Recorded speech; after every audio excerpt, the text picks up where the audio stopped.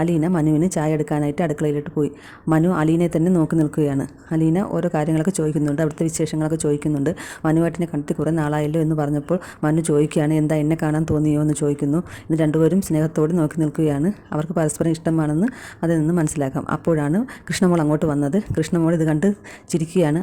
മനുവേട്ട, എൻ്റെ അലീന ചേച്ചി ഞാൻ വിട്ടുതരില്ല, എൻ്റെ അലീന ചേച്ചിയെ വീട്ടിലോട്ട് കൊണ്ടുപോകാമെന്നൊന്നും വിചാരിക്കേണ്ട എന്നൊക്കെ പറഞ്ഞിട്ട് കളിയാക്കുകയാണ്. ഗംഗാധര മേനോൻ ബാലേന്ദ്ര മേനോനോട് അപേക്ഷിക്കുകയാണ്, വൈജയോട് ക്ഷമിക്കണം, എല്ലാം ഒന്ന് അഡ്ജസ്റ്റ് ചെയ്ത് മുന്നോട്ട് പോകണമെന്ന് പറയുന്നു. പക്ഷേ ബാലേന്ദ്ര മേനോൻ വലിയ ദേഷ്യത്തിലാണ് സംസാരിക്കുന്നത്.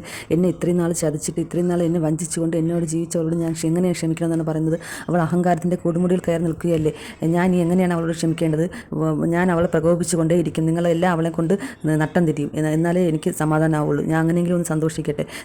നിങ്ങളും കുറച്ച് അനുഭവിക്കാനുണ്ട്, എല്ലാവരും കൂടിയല്ലേ എന്നെ ചതിച്ചത് എന്നൊക്കെ പറയുകയാണ്. ഗംഗാധര മേനോൻ മാക്സിമം ബാലേന്ദ്ര മേനോനെ അനുനയിപ്പിക്കാൻ ശ്രമിക്കുന്നുണ്ട്. ബാലേന്ദ്ര മേനോൻ പിന്നീട് പറയുന്നു, ഞാൻ എന്തായാലും അങ്ങോട്ട് ഒരു പ്രശ്നത്തിനും പോകില്ല, ഞാനായിട്ടൊരു പ്രശ്നം ഉണ്ടാക്കില്ല എന്നൊക്കെ പറയുകയാണ്.